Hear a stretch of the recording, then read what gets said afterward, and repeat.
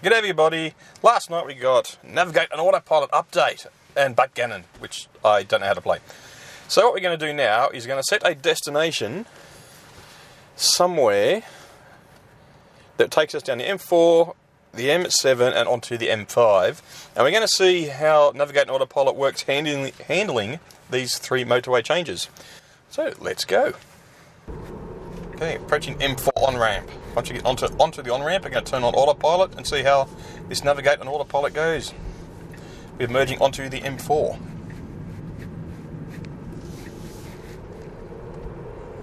Okay, on I guess. Autopilot on. Set speed to 110. Okay, it's indicating. It's a good sign. It knows it wants to change lanes, you can see it there, but it's slowing down for some reason. There we go. Waiting past the traffic, that's probably why it was slowing down, waiting for that car, which is now it's going to accelerate into. Okay. It's now changing lanes into the middle lane, even though there's a car behind us. So it's waiting. Get another Hilux, that's probably never been off-road. And another car behind that. Still waiting though, still indicating on, waiting to change lanes. And off to the middle lane. Okay. Nope, it's moving into the fast lane now. Okay, so we're in the fast lane at 110, posted speed limit. 6.8 kilometres to the M7 interchange. Also, yes, this is set to Mad Max mode. It's also set to vibrate the wheel for lane change, so we don't have to confirm lane change, it's doing it by itself. So we'll just see what happens in 6.1 kilometres. Okay, we're 2 kilometres away from the M7 interchange exit, and we're still in the third lane. It needs to be in the left lane. So if I was driving now, I'd be starting to move across into the other two left-hand lanes. If not, the far left lane, get ready for the exit. But Navigate an Autopilot is nope. Upcoming lane change, okay, so it wants to move... It's upcoming lane change, yeah. Upcoming lane change, so looking to start to move across.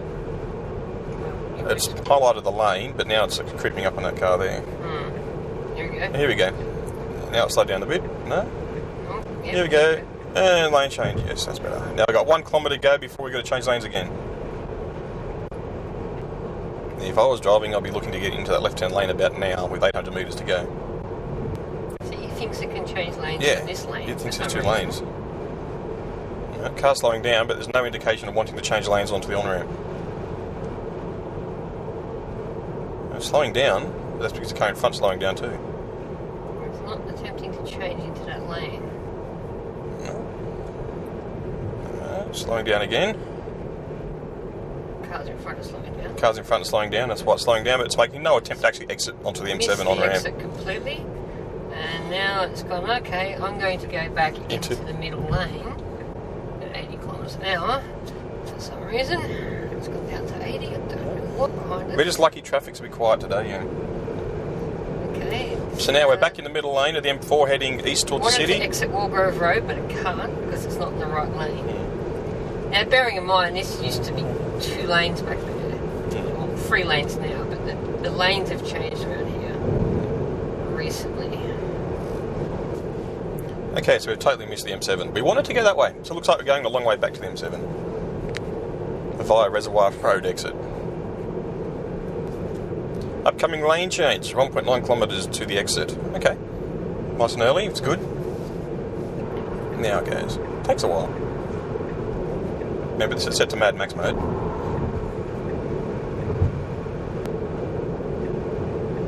Okay, wants to be back in the centre lane again.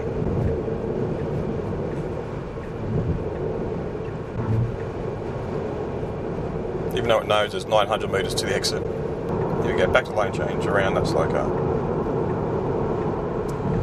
Approaching the exit, Reservoir Road. See how it goes with this exit.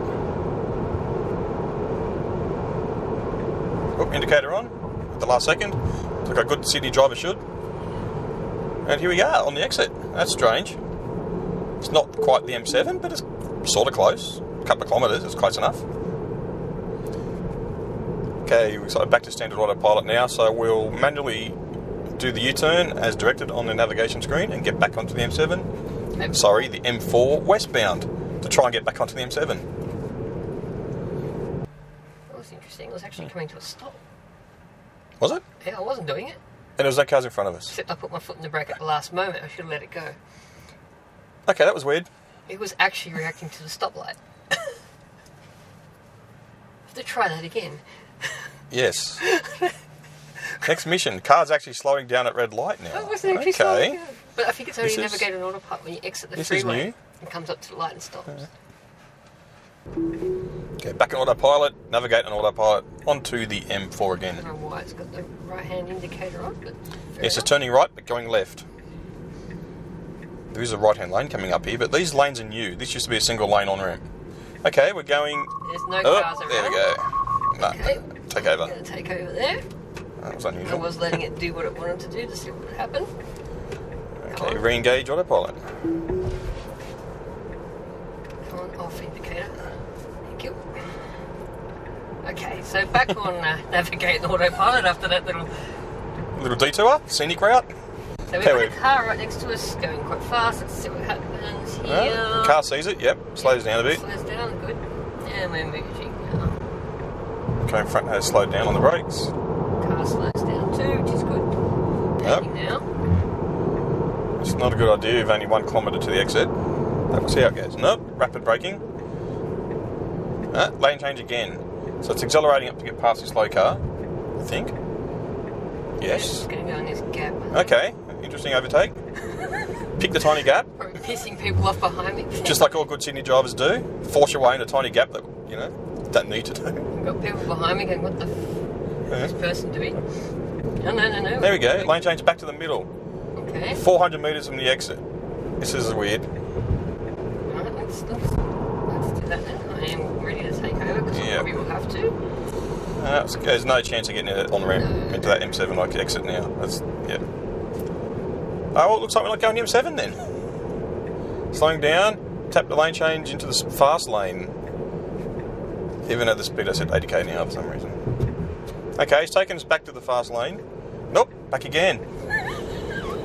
He's doing the yeah lane decision. Typical Sydney driver. I like it. It actually did change the lanes. Oh, here we go, another lane change. Where's it going? He's trying to take Wattle Grove Road exit, which is like right there. Is he going to do it? Yes. No or not? No, yeah. No, we're not going there again. Okay. Oh, that's dear. it. And Navigate. autopilot's over. It's All given right. up. Okay, let's cancel this and let's do a U-turn. Get it onto the M7 manually and see how it goes. Interesting. Yes. Probably had a lot of people going, what the hell are these people doing? Yep. You see, it's the Sydney roads. We blend in. So autopilot's doing fine. Okay, back onto the M4 heading eastbound again. This time we're actually going to take control if it doesn't get us back onto the M7. I'm not confident it will, but we'll give it a second chance. We'll see how we go. And we'll go around this useless paint. Let's merge into a 3-lane freeway and just paint that there for whatever reason. And then, I don't know. I don't know what's going on with that white paint on the freeway there. It just seems like a waste of paint. And a block lane for no reason. Forcing people to merge for the shits and giggles. Yeah. Okay, now we're on the M4 to M7 interchange road. It's finally giving up trying to get us back onto the M4. So this part I know it doesn't autopilot quite easily onto the M7, but we'll see how it merges onto the M7. I'm pretty confident it should do it okay. There we go, M7 merging. Yep. Going front's braking because they don't know how to merge. It causes our car to brake. Yeah, which causes our car to brake and our car to have a... Do a yeah, no, yeah. Do a yeah, no, yeah. And onto the M7. Okay, we've got 16 kilometres to the M5, so we'll come back then. Unless, of course, something else weird happens, and then we'll put that in the video.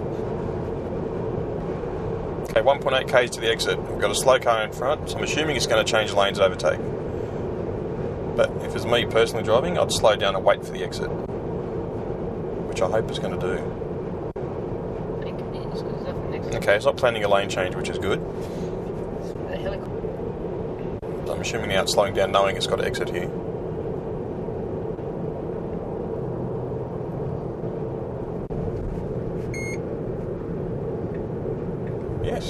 exit. Perfect.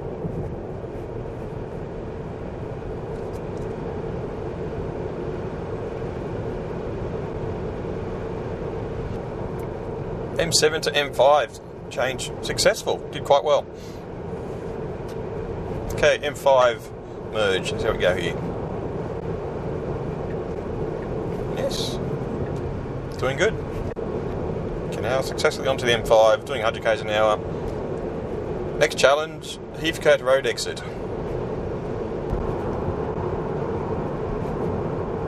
Okay, now should be looking to do a lane change, and there it is. Yep.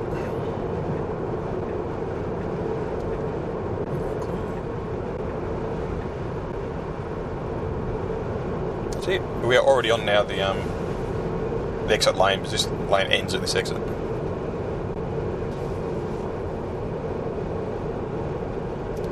Autopilot ending in 100 metres. I mean, sorry, navigation on autopilot ending in 100 metres.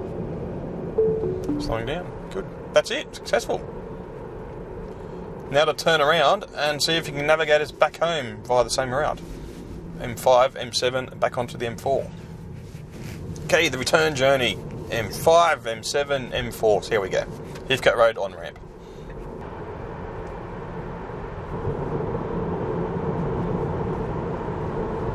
Upcoming lane change. Yep, so it's getting out of this lane. That's good. It has to. So. It has to, because that lane ends. Now, as me driving, I'll just take this lane right through the M7 ramp. But no, it's wanting to change lanes, so getting a slower car, I'm assuming. Here we go, yes. Slowing down, so we get behind the car. Okay, that's good. This is the lane it needs to be in to go to the M7, so that's alright. Yep, okay, so it's exit to the left, yep.